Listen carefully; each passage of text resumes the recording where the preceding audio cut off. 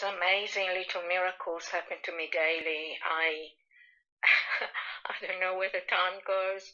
I am interested in so many things. I want to do so many things. I'm about 70, but I don't feel it. In fact, I feel much better than when I was much younger. And I'm finding that alone time is becoming more and more rewarding, especially when I surround myself with nature, especially when I make sure that there is something concrete like walking at sunset or attending to plants and learning, because I never knew that before in the same way that I'm learning now, and I'm making a lot of mistakes, but thank goodness there is a lot of guidance from friends and also from information online for as long as we are lucky enough to benefit from it. And as all these gratitude feelings daily enrich my life, I'm also thinking, how can I share this? How can I say something that hasn't been said again? How can I put things in a more creative way that's positive, uplifting, nice, and doesn't sound far-fetched, doesn't sound lopsided, it doesn't feel judgmental, doesn't feel wrong, and is open to more knowledge and open to more transformation and open to more beauty and more discovery and more happiness. So I'm hoping that some of the things that might come out now could be perhaps enjoyed by other people similarly, and could be applied to their own lives in natural ways that seem to develop by themselves once we are open to our spiritual connection, which is really, as I see it, the real reason for us being here, and for us to follow whatever internal light we have to create our own reality, to be happy with our own reality, to manifest the things we desire without pushing them, without expecting them to happen from one second to the next. And hopefully once we're happy, once we radiate the inner light, once we seem to be coping in sort of dire situations like our current times, politically, economically, and globally, that elevate us to the stage where it doesn't really touch us, because that's not why we're here. That's not why we want to be in that theater and scenario. We are here to see how, in my understanding, the light can prevail, the serenity can prevail, the connection between our hearts and minds, and the interconnection with all beings and even objects, and our understanding of all the dimensions that exist around us, which, in my understanding, are much more important than the limited reality we're living on Earth, which to us is a blessing anyway, especially for its good aspects, because it's giving us the chance to live in tangible situations to us that make creativity, exploration, new knowledge, and energy well spent a daily blessing if we choose that path. So, having said that, I'm very conscious that the physics of it all is of utmost importance, and for me, understanding a little bit about it is such a joy, in that I now seem to gather, and it feels and resonates with my inner being, that there may have been some truth about the meaning of life being 42, after having researched numerologically what 42 stands for, and after having heard that the meaning of life is about growing, and growth certainly is what I believe my meaningful life is all about, and trying to be a bit better the next time, a bit more experimental next time, a bit more free in my spirit next time, a bit more loving, a bit more serene, and all of those positive things that in my own existence are getting better and better. And so this journey is taking me into a lot of findings that encompass so many areas of our background history leading to our times, and beyond the veil as well. I've always been interested in metaphysical subjects. I've always been interested in psychology and philosophy. I've always been interested in anthropology, ancient history, and comparative religion, as well as in creativity, design, architecture, art,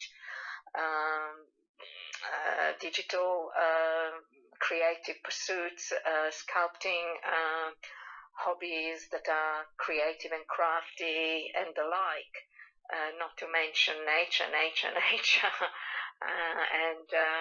finding out about how other people live and lived, and being interested in multicultural situations. And I'm sure I must have had in some other lives Oriental and not so much African but more Arabic type influences, because I seem to love colorful clothes. I seem to love little knickknacks from all over the world. I seem to love the sanctity of the energy that was put into making handcrafts, rather than, the enormous copied designs that sometimes are even very expensive and make, in my opinion, a lot of places soulless, even though they might cost millions, but they look to me not individualized, and like the people living there are not necessarily letting their own inner creative muse come and reveal itself. And as a result, I must admit, my place, for one, is too crowded, especially because since I haven't been working, I've been gathering more and more materials, especially books, which I devour. And so, having said all of that, I hope you will enjoy the next pages. There'll be sporadic reflections, not IQ poetry, not prose, a mix with a lot of spontaneous reflections of the type of James Joyce's Ulysses, because that's really what our internal reality is all about. And when we share it with others, we try to be very scientific and very clear and very correct with the choice of words. Of course, I'm all for that too, but not to the detriment of what really makes us tick and what really gives us peace and serenity and the joy of life, and living it as best as we can in our wonderful paradise on earth, which could become so for everyone once we drop the economic and political pressures to create new words, to reset financial systems and create new currencies and new types of population means of seeing people having to follow certain systems that don't necessarily respect our inner vision and our inner desire and our inner understanding of who we are and what we're meant to be doing while we are having this wonderful earth ground experience. And many of us know already that we never die in the spirit, and that if we've done religious comparative studies, we find out from old texts and modern tablet findings that there is a lot to be learned from repetition of stories that have been given different names and by human hand transformed into convenient reshuffling of ideas that are actually stressing how certain divine origins came about, when in fact, well before that time, the same stories had happened somewhere else, and the archaeology is now showing us that more and more, such as the life of the giants, such as the elongated heads of certain entities that are still in our world, especially in very high positions, and that's why certain headgear is being used to disclose that, and things of that nature, which are all fascinating, and everyone and everything has got a right to live. But of course, at our times, things have gone a little bit too unbalanced, and the physics and magnetism of it all is risking our extinction as the human race, as such as we have known it. And so if we all prefer to have some say in our own soul and mind and body development, then we might like to reflect ourselves and to perhaps spend more time away from mass medias and more into research, where our arena guides us, to see what it might show, to see what it might create, to see what great revelations it might bring to. In my personal life, I try not to push anyone into anything. However, I am guilty of having sent a lot of friends different ideas to explore if they're open to them, especially not knowing what they're interested in and what not. And at times I realize I send them an avalanche of things in the hope pardon me, that I will select what beckons and discard the rest with no pressure. I don't expect feedback, and when I do ask for it, I also say, if you don't have time, please don't worry. Sorry, this happens because I used to smoke 50 cigarettes a day for many years in my young days, and also because I don't speak very much to anybody these days, maybe the odd sentence here and there, because most of my time is flying on my own, and I never feel totally alone. Sometimes it would be nice to have a partner with similar visions and similar understandings, so that our discussions could be very deep and meaningful. But if that's not to happen, so be it. Of course, doing things together will be most welcome too. But as far as I know, nobody that I know has contact with these people in my age group, and so be it. And the people that I do meet in this age group of the masculine kind overall don't seem to inspire me in that respect, but that's another story. Anyway, I'll stop for now to continue at a later stage.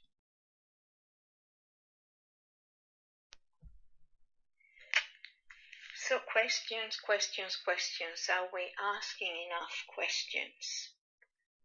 If we do, then we might get some very interesting answers that surprise us and are not quite dealing with life the way we had been taught. One first such question, very important all the time for many people, is, where do my thoughts come from? Indeed, where do they come from?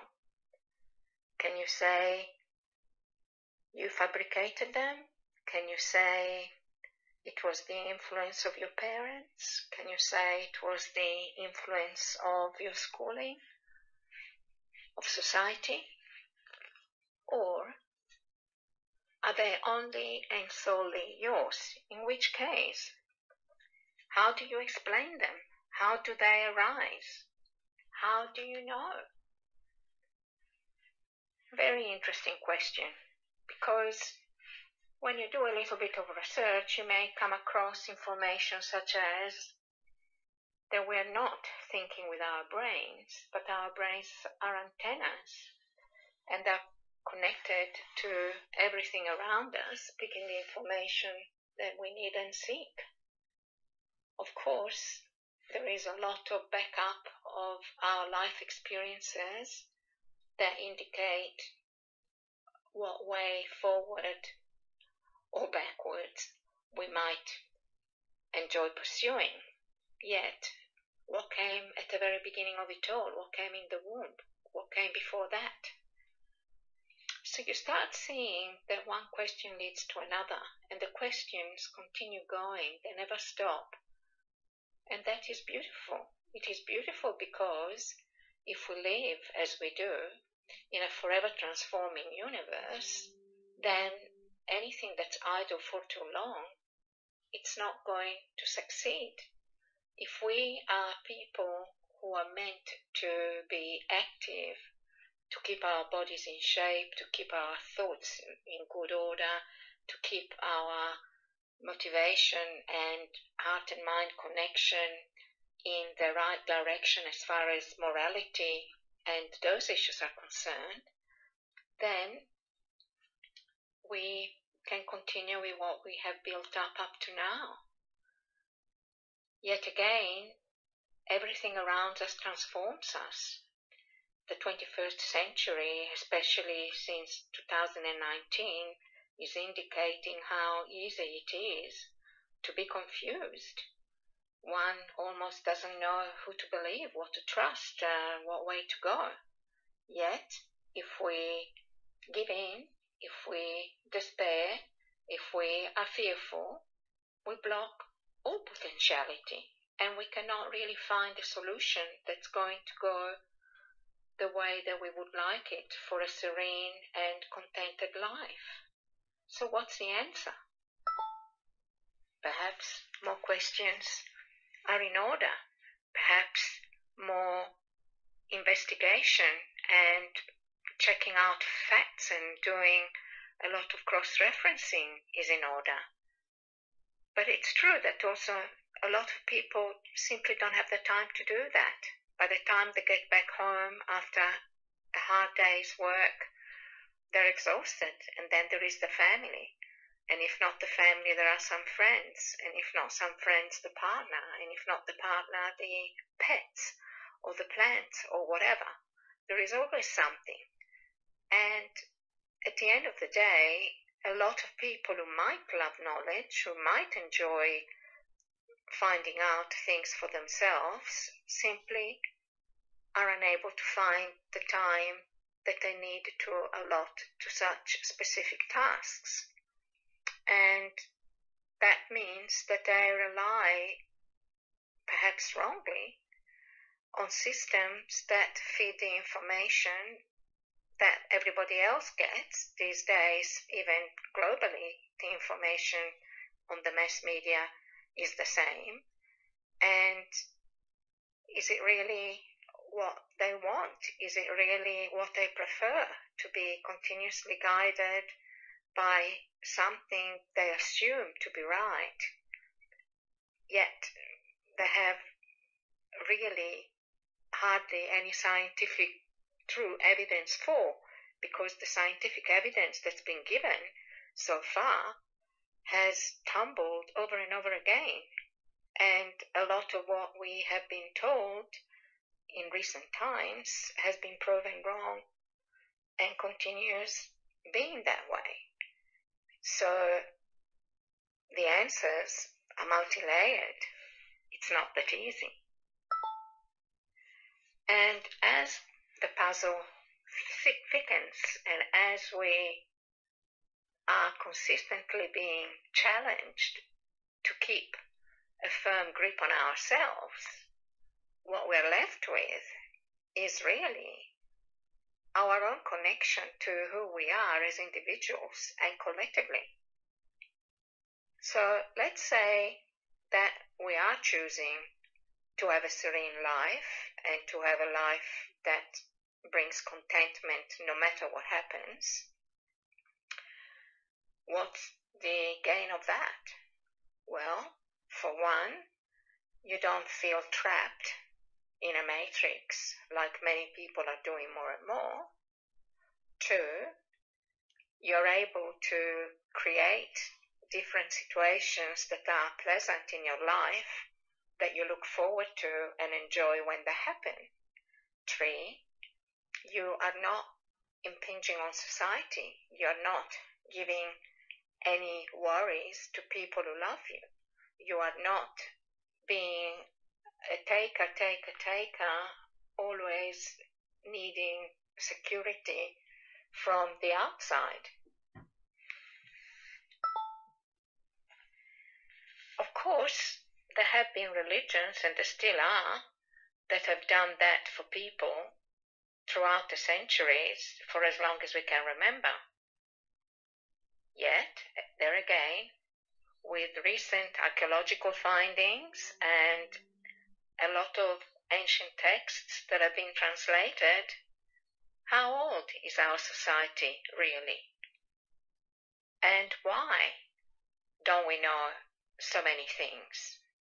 For example, how many of us are aware of the existence of many giants in our past history? How many of us are aware that Egypt is not the only place in the world with pyramids?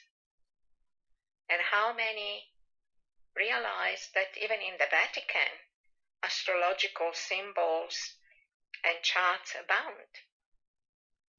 And what about books? Why did they need to destroy the library in Alexandria? And where did all the important texts disappear to? What's wrong with books? Well, a lot of us already know the answers to those, to us, quite easy to reply to questions, yet most likely the majority of people never think of these things. They're just happy to follow suit for the reasons I explained earlier, but not only.